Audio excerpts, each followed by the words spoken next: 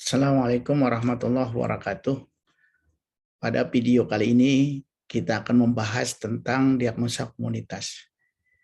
Diagnosa komunitas ini menjadi sesuatu hal yang penting, terutama tatkala para mahasiswa yang sedang kepanitiaan klinik itu stase di ilmu kesehatan masyarakat.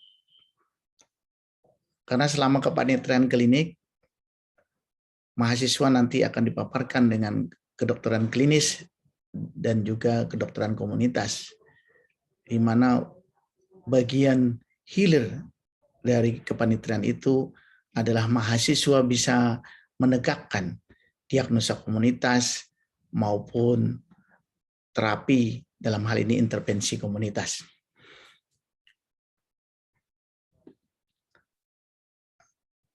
Nah, berkaitan dengan itu, sebelum kita membicarakan tentang diagnosa komunitas, mungkin kita akan membedakan dulu apa yang disebut dengan kedokteran klinik dan apa juga yang disebut dengan kedokteran komunitas.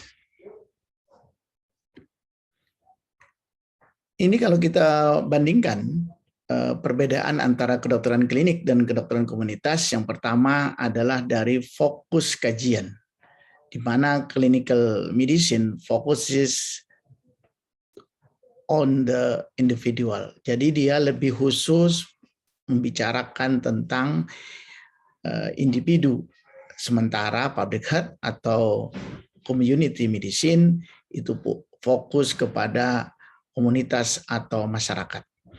Nah, demikian juga pada saat kita mendiskusikan dengan time frame-nya, di mana time frame-nya itu adalah tentang waktu hidup secara individu itu untuk kedokteran klinik, sedangkan untuk public health itu adalah bagaimana kelangsungan hidup sebuah generasi dari generasi satu terhadap generasi yang lainnya. Yang ketiga, itu dari etik. Kalau kedokteran klinik, advokatnya mengadvokasi bagaimana seorang clinician itu mengadvokasi bagaimana individunya itu mengalami perubahan. Nah, tetapi kalau di kedokteran komunitas itu adalah grup atau community. Yang kedua dari etik ini adalah bahwa di dalam kedokteran klinis kita mendengar hak pasien, sementara di dalam kedokteran komunitas kita mungkin sering mendengar itu hak hidup, mungkin hak sosial, hak lingkungan, dan lain-lain. Jadi itu lebih banyak tentang kondisi masyarakat. Demikian juga tentang evidence.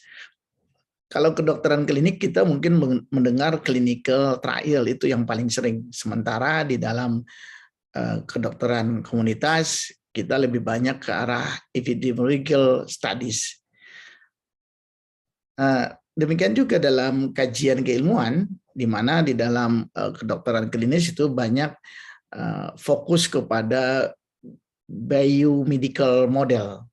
Sementara kita di kedokteran komunitas itu sosiologi, epidemiologi, culture, antropologi, maupun yang lain-lainnya.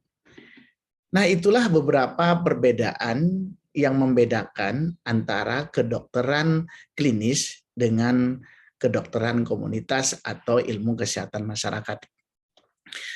Nah, kalau kita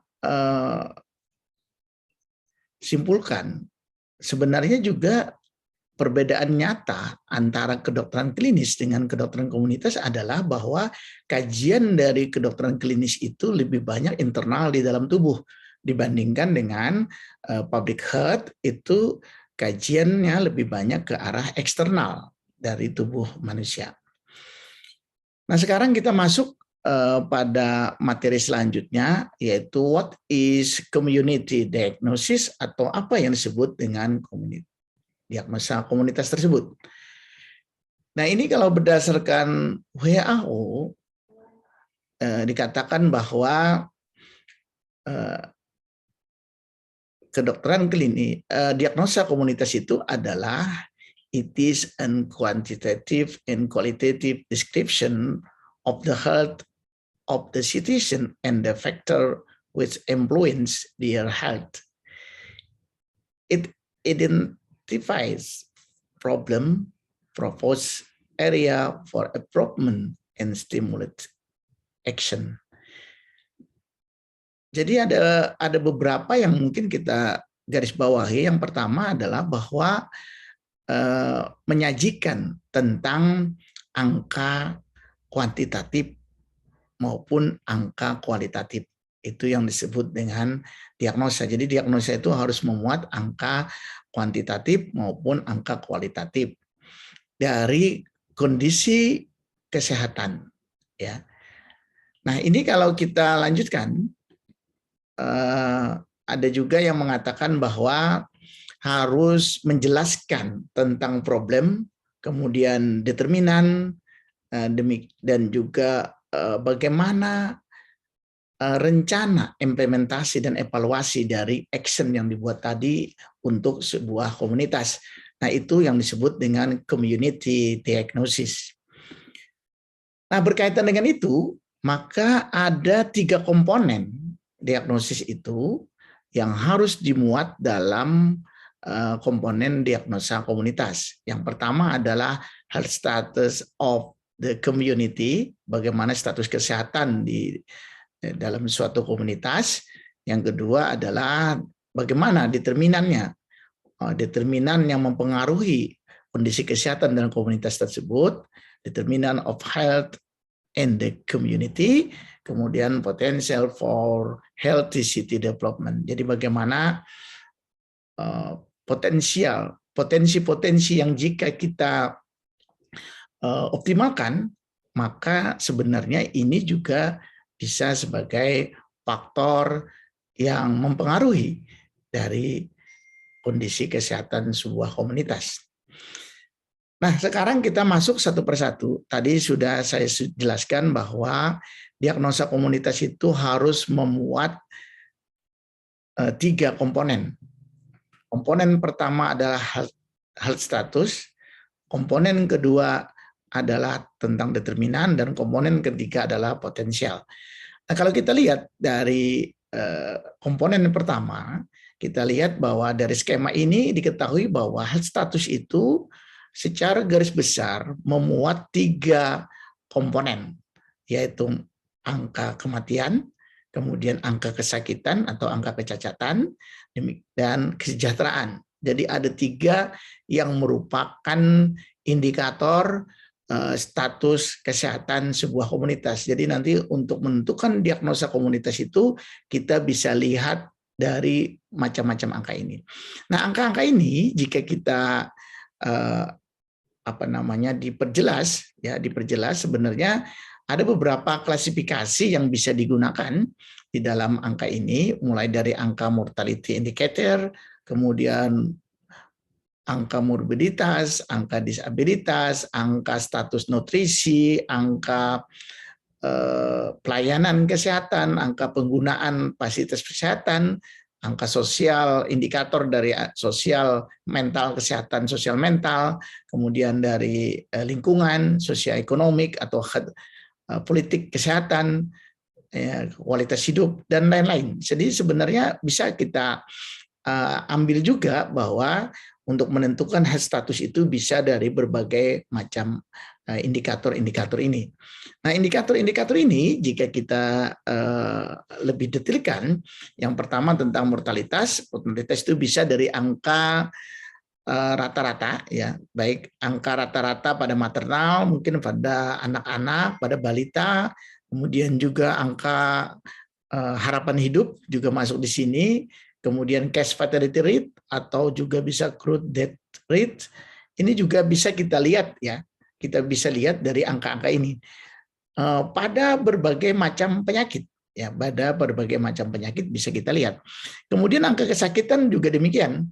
Angka kesakitan bisa kita lihat nanti dari insidence atau prevalensi, kemudian angka kehadiran, kemudian lagi angka tinggal di rumah sakit dan lain-lain. Ini juga bisa kita lihat. Kemudian yang keempat itu dari yang ketiga itu dari angka kecacatan, ya. Angka kecacatan bisa kita lihat di sini bagaimana dari hari, ya, beberapa hari dia mengalami pembatasan aktivitas, itu bisa kita lihat. Demikian juga misalkan baik pada sekolah, misalkan pada bekerja maupun di tempat tidur sendiri, ini ada pasien-pasien seperti ini bisa kita tinjau. Yang keempat itu adalah angka dari gizi, ya, status gizi. Itu bisa kita lihat dari pengukuran antropometrik, kemudian tinggi badan anak-anak sekolah, sehingga nanti ini muncul dalam bentuk stunting, ya. Kalau berat badan mungkin dalam bentuk wasting nanti penilaiannya. Kemudian BBLR juga kita bisa lihat di sini, dan clinical survey misalkan anemia, kemudian kebutaan dan lain-lain juga bisa kita lihat dari faktor indikator nutrisi ini. Kemudian yang kelima, dari pelayanan kesehatan. Dari pelayanan kesehatan bisa kita lihat dari indikator perbandingan antara dokter atau tenaga medis dengan rasio penduduk, bisa juga dokter dengan perawat, dokter dengan rasio tempat tidur, masyarakat dengan penduduk dengan rasio tempat tidur, atau masyarakat dengan jumlah fasilitas pelayanan kesehatan. Sedangkan nomor 6, indikator utilisasi bisa kita lihat dari proporsi penggunaan fasilitas pelayanan kesehatan tersebut. Kemudian yang ketujuh itu dari sosial mental, dari lingkungan, ke-8, ke-9 dari sosioekonomi, yang ke-10 dari kebijakan politik, ini juga bisa kita lihat. Namun dari 1 sampai 10 tersebut, kalau kita sederhanakan, ya, kalau kita sederhanakan, maka sebenarnya indikator status kesehatan mendasar itu ada angka fertilitas, kemudian ada status nutrisi, ada angka kematian bayi balita, ya, kemudian ada angka kematian ibu serta angka harapan hidup. Nah, ini kalau kita lihat secara mendasar. Namun sebenarnya dari angka-angka ini kalau didetailkan bisa dari 1 sampai 10 tersebut.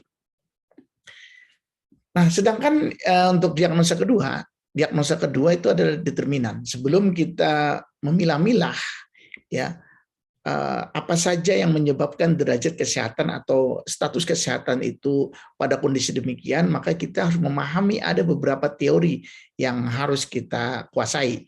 Yang pertama itu adalah teori yang paling utama, itu adalah teori dari Hendrik L. Bloom, bahwa faktor-faktor yang mempengaruhi derajat kesehatan itu yang paling besar pengaruhnya itu adalah faktor lingkungan. Jadi kalau faktor lingkungan pada gambar ini sekitar 40%. Kemudian yang kedua adalah faktor perilaku. Perilaku itu sekitar 30%. Kemudian faktor pelayanan kesehatan sekitar 20%. Dan faktor genetik itu adalah 10%. Jadi kalau kita ingin meneliti, ingin mengamati yang merupakan penentu dari status kesehatan itu, bisa menggunakan teori ini. Selain itu, kita juga bisa menggunakan teori klasik yang disampaikan oleh John Gordon, itu tentang triangle atau traits epidemiologic, di mana kondisi sakit seseorang itu dipengaruhi oleh 3 faktor utama, yaitu agent, host, dan environment. Nah, dari 3 ini kita akan juga lihat. Nah, di samping 2 teori ini sebenarnya ada lagi disebut dengan model ekososial kesehatan, ya, di mana ini beberapa faktor yang mempengaruhi mulai dari umur, jenis kelamin, faktor hereditas, kemudian gaya hidup individu, sosial dan community, jaringan sosial dan community, kemudian di luar itu ada beberapa faktor lain, mulai dari pendidikan, kemudian ada lagi perumahan, kemudian ada kondisi kerja, ya, lingkungan kerja, dan lain-lain. Ini semua juga akan berpengaruh terhadap kondisi kesehatan, baik kondisi kesehatan secara individu maupun kondisi kesehatan secara menyeluruh dalam sebuah komunitas. Nah, yang ketiga adalah tentang potensial. Ya, jadi yang ketiga tadi adalah diagnosa tentang potensial. Jadi diagnosa potensial ini adalah sebenarnya ada sebuah potensi yang terabaikan. Sebuah potensi yang terabaikan di masyarakat, sehingga kalau potensi ini bisa dikelola dengan baik, sebenarnya ini menjadi eh, landasan untuk terapi atau untuk intervensi nanti. Nah, bentuk-bentuknya kita bisa melihat community leaders, misalkan ini bagaimana kepemimpinan masyarakat, misalnya dalam bentuk kader atau tokoh masyarakat. Kemudian yang kedua adalah community organization, misalkan bagaimana perorganisasi masyarakat, misalkan di situ ada posyandu, misalkan ada poskesdes, atau bisa juga dalam bentuk kelompok-kelompok ya, kelompok-kelompok peduli ASI, kelompok-kelompok peduli ibu hamil dan seterusnya. Kemudian yang ketiga itu adalah community fund, di mana ini adalah bagaimana masyarakat menggali dana-dana secara swadaya di masyarakat. Ini bisa dalam bentuk dana sehat mungkin pada zaman dulu, dan ini sebenarnya bisa saja terus dilanjutkan. Demikian juga dalam bentuk tabungan-tabungan seperti tabulin, tabungan ibu hamil. Jadi itu masyarakat melakukan inisiasi untuk menabung sehingga bisa meringankan warga atau masyarakat yang terkena, dan itu nanti akan secara bergiliran. Kemudian yang keempat ada community material. Ini seperti bahan sarana, misalkan pengadaan ambulan desa, pasir, batu. Jadi sarana-sarana itu masyarakat menyumbang untuk pembangunan sebuah fasilitas, misalkan kesehatan. Masyarakat dengan sukarela menyumbang dalam bentuk barang. Nah, namun sebenarnya ada istilah ambulan desa ini ya. Jadi ambulan desa ini juga tidak berarti bahwa sumbangan itu adalah sumbangan yang menetap. Bisa saja sumbangannya itu adalah sumbangan yang tidak permanen. Berbeda dengan pasir dan batu, mungkin itu merupakan sumbangan yang permanen. Dalam hal ini ambulan desa. Bagaimana ambulan desa ini? Jadi ambulan desa ini adalah bagaimana nanti di sebuah komunitas itu didata siapa saja yang punya mobil, mungkin alat transportasi roda 4, itu nanti akan didata, kemudian secara bergiliran nanti akan dilakukan penjadwalan apabila ada warga atau masyarakat yang sakit di wilayah tersebut, maka jika nanti ingin merujuk, maka bisa menggunakan mobil dari warga-warga tersebut. Nanti ini akan secara bergiliran. Jadi ini artinya adalah kontribusi atau sumbangan yang sifatnya mungkin bukan permanen.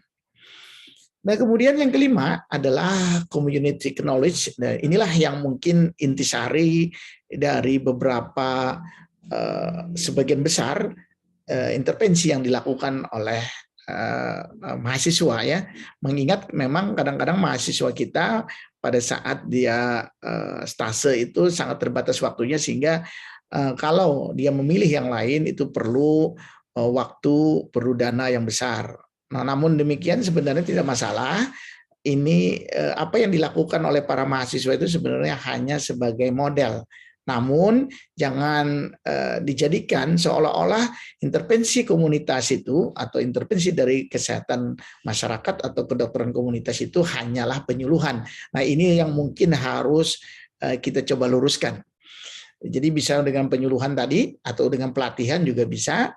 Kemudian yang keenam adalah community teknologi. Jadi bagaimana teknologi tepat guna, misalkan penyaringan air sederhana itu akan disampaikan ke masyarakat, dan masyarakat nanti menggunakan teknologi itu dalam rangka penyaringan air, misalkan di lingkungan masyarakat yang terbatas sumber air bersihnya.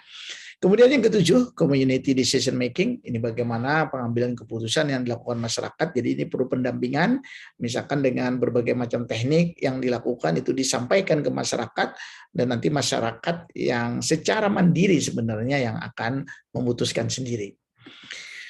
Nah, jadi kalau kita contohkan sebenarnya bagaimana sih contoh diagnosa komunitas tersebut. Nah, contoh yang pertama dari kasus misalkan tentang ISPA, maka statusnya diagnosanya adalah tingginya angka kejadian ISPA balita di wilayah kerja Puskesmas A tahun 2021. Itu dari segi health status. Kemudian dari segi determinan, bisa kita menggunakan rendahnya cakupan ASI eksklusif di wilayah kerja Puskesmas A tahun 2021. Mengapa determinan ini kita pilih diagnosanya? Karena berdasarkan data-data yang kita miliki tadi, ternyata baik dari kajian teori maupun data-data lapangan, ya ternyata kejadian kejadian ISPA itu bisa dipengaruhi oleh imunitas yang kurang bagus. Imunitas yang kurang bagus, sedangkan imunitas itu salah satunya didapatkan dari ASI eksklusif. Nah, kemudian kenapa rendahnya ASI eksklusif ini juga kita gali lagi nanti, oh ternyata rendahnya pengetahuan ibu menyusui tentang pentingnya ASI eksklusif di wilayah kerja Puskesmas A tahun 2021. Untuk diagnosa 1 dan diagnosa 2 kita bisa menggunakan data sekunder, namun untuk diagnosa 3 sebagian besar kita menggunakan data primer. Dalam hal ini adalah mini survei ke lapangan, mungkin bisa dilakukan dari 20 sampai 30 responden untuk memastikan faktor-faktor apa sih penyebab sehingga cakupan ASI eksklusif ini rendah. Karena kita tahu mungkin cakupan ASI eksklusif rendah sebenarnya bukan hanya dari segi pengetahuan, bisa jadi karena masyarakat banyak yang bekerja, misalkan seperti itu, atau bisa juga masih ada budaya yang kurang mendukung karena ada anggapan atau persepsi bahwa kalau dikasihkan ASI akan merusak bentuk payudara, misalkan seperti itu. Nah, ini adalah beberapa faktor lain sebenarnya. Nah, kemudian ini sebagai simpulan dari tata kelola. Jadi tata kelola klinis itu dan tata kelola komunitas. Sebagaimana kita ketahui bahwa di dalam penegakan diagnosa dan terapi itu, maka pada tahap kedokteran klinis itu kita mengenal dengan tata kelola klinis itu mulai dari anamnesa, meliputi keluhan utama, riwayat penyakit sekarang, riwayat penyakit dahulu, riwayat penyakit keluarga. Nah, sedangkan pada pemeriksaan fisik, kita biasanya menilai dari tanda vital, kemudian dari status generalis, kemudian status lokalis. Dari pemeriksaan penunjang bisa dari laboratorium, bisa dari radiologi, atau dari beberapa pemeriksaan lain. Sedangkan diagnosa, biasanya diagnosa itu mencakup 2 komponen, yaitu tentang klinis dan tentang penyebab atau kausa. Nah, demikian juga dalam terapinya. Di dalam tata kelola klinis itu kita mengenal terapi non-farmakologis, farmakologis maupun operatif. Nah, ini berbeda apabila kita sandingkan dengan tata kelola komunitas. Yang pertama, dalam anamnesa, kita anamnesa itu dalam bentuk data. Jadi data-data yang kita kumpulkan terutama nanti adalah data-data yang sifatnya sekunder. Nah, dalam data sekunder itu nanti kita untuk menuju ke diagnosa 1 dan diagnosa 2, yaitu tentang hak status dan tentang determinan. Ya. Nah, ada 2 hal yang bisa kita munculkan sebagai permasalahan. Yang pertama adalah bagaimana antara target dan capaian. Apakah capaian melebihi target ataukah capaian itu lebih rendah daripada target? Oleh karena itu, seyogianya kita harus paham betul berapa target dari masing-masing program tersebut. Nah, target itu boleh jadi juga bukan dalam bentuk kinerja, tapi juga bisa dalam bentuk prevalensi, rata-rata prevalensi. Ya, misalkan hipertensi rata-rata prevalensi misalkan Indonesia 27% misalkan. Oh, ternyata ini prevalensinya 30% pada komunitas tersebut. Nah, itu juga bisa menjadi permasalahan. Nah, demikian juga dengan itu untuk yang UKP. Tapi untuk yang UKM itu adalah dari kinerja, capaian kinerja. Misalkan ASI eksklusif itu capaiannya adalah targetnya 50%, ternyata capaiannya hanya 40%. Dan ini menjadi masalah. Nah, oleh karena itu, dari data-data sekunder tadi, itu seyogianya diurutkan, diprioritaskan dari yang besar sampai yang kecil. Atau bisa juga kita memasukkan ke dalam skala perhitungan skala prioritas masalah. Karena kadang-kadang ada beberapa permasalahan yang mungkin dia nomor urut 2, tetapi dari item yang kita gunakan dia yang terpilih sebagai masalah yang harus kita selesaikan lebih awal. Nah, bagaimana selanjutnya bagaimana kalau kita tidak memiliki data-data target tadi? Nah, salah satunya kita juga bisa melihat dari tren. Nah, tren itu idealnya 1 tahun, mungkin 2021, 2020 dibandingkan bagaimana tren penyakitnya, bagaimana tren capaiannya. Apabila yang sifatnya baik, ya, apa yang sifatnya baik, misalkan sifatnya baik itu misalkan PHBS. PHBS ya, PHBS dari 2020 misalkan 18%, 2021 itu 30%. Karena ini sifatnya baik, nah berarti ini bagus. Kalau bagus bukan masalah. Akan menjadi masalah tatkala di tahun 2020 yang tadinya 18% turun menjadi 10%. Itu kalau yang sifatnya baik. Nah, namun sebaliknya, ada kadang-kadang tren, contoh tren penyakit. Tren penyakit itu malah yang semakin tinggi itu yang jadi masalah, bukan yang rendah. Misalkan tahun 2020 itu adalah 100 pasien untuk penyakit TBC, kemudian di tahun 2021 adalah 120. Nah, ini juga jadi masalah.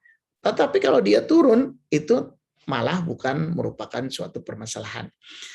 Nah, kemudian untuk diagnosa yang ketiga, rata-rata kita bisa menggunakan dengan wawancara mendalam untuk mengkaji mengapa permasalahan itu yang terjadi pada diagnosa 2 itu bisa terjadi. Nah, boleh jadi nanti bisa kita menggunakan data sekunder kalau data-data di lapangan cukup, tetapi kalau tidak bisa kita menggunakan data primer nanti melalui mini survei. Kemudian yang kedua adalah tentang pemeriksaan fisik. Nah, di dalam tata kelola komunitas, pemeriksaan fisiknya dalam bentuk validasi, verifikasi, dan konfirmasi. Apa yang disebut dengan validasi? Validasi itu adalah bagaimana ketelitian dari pelaku, ya, dalam hal ini mungkin mahasiswa, memindah dari data yang dia dapatkan pada laporan di kesehatan, ya, laporan kesehatan baik pada dinas maupun pada puskesmas, dipindah ke dalam format laporan kerja mereka. Jangan sampai nanti pada saat mentransfer, memindah, itu ada terjadi kesalahan. Misalkan angka yang di sana misalkan 10 ternyata tertulis 1, atau di sana tertulis 100, ini tertulis 10. Itu semua harus divalidasi. Demikian juga dengan nama, ya, namanya tidak boleh tertukar. Nah, setelah kita lakukan validasi, maka kita harus lakukan verifikasi. Verifikasi itu termasuk mungkin kalkulasi, ya. Jadi termasuk mengkalkulasi, menghitung ulang. Jadi misalkan ke kanan, ke kiri, ke atas, ke bawah, rata-rata dan seterusnya itu dihitung ulang. Kita jangan sampai langsung meyakini bahwa apa yang tertulis itu sudah benar. Ya, namanya manusia, boleh jadi nanti juga ada terjadi kesalahan. Nah, tatkala kita sudah lakukan validasi, verifikasi, kalkulasi tadi, apabila memang ditemukan sesuatu yang berbeda, maka kita harus lakukan konfirmasi. Konfirmasi ke penanggung jawab data. Mana data-data itu yang benar, mana data-data itu yang salah. Maka data-data yang benar itulah yang nanti yang akan kita gunakan. Nah, setelah kita melakukan pemeriksaan fisik tadi, ya, biasanya disertai dengan pemeriksaan penunjang. Maka pada pemeriksaan penunjang ini kita bisa menggunakan data-data prosentasi. Karena biasanya kalau angka-angka absolut saja itu terkadang belum mempunyai makna. Oleh karena itu biasanya dipindah dalam bentuk presentasi, bisa juga dipindah dalam bentuk angka rata-rata atau angka tersering. Angka tersering modus itu misalkan 10 penyakit terbanyak, misalkan seperti itu. Nah, inilah yang nanti akan kita gunakan sebagai data memperkuat diagnosa. Nah, baru yang keempat, diagnosa tadi sudah saya sampaikan bahwa diagnosanya itu harus memuat status, determinan, dan potensial. Kemudian yang terakhir, untuk terapi sebenarnya pada diagnosa komunitas itu adalah kita menggunakan manajemen, ya, dalam bentuk fungsi-fungsi manajemen, yaitu POAC, bagaimana perencanaan, pengorganisasian, actuating atau pelaksanaan dan kontrol dengan berbasis satu atau sebagian atau seluruh dari community development yang sudah kita pilah-pilah atau sudah kita analisa sebelumnya. Nah, jadi dengan demikian itulah beberapa perbedaan tata kelola klinis dengan tata kelola komunitas. Dengan kita melakukan tata kelola ini dengan baik, harapannya apa yang nanti akan kita lakukan itu benar-benar memberikan manfaat pada komunitas maupun pada masyarakat secara keseluruhan. Nah, demikian itu yang dapat saya sampaikan, dan ini sebagai referensi yang digunakan dalam rangka penegakan diagnosa komunitas tersebut. Atas perhatiannya saya ucapkan terima kasih. Assalamualaikum warahmatullahi wabarakatuh.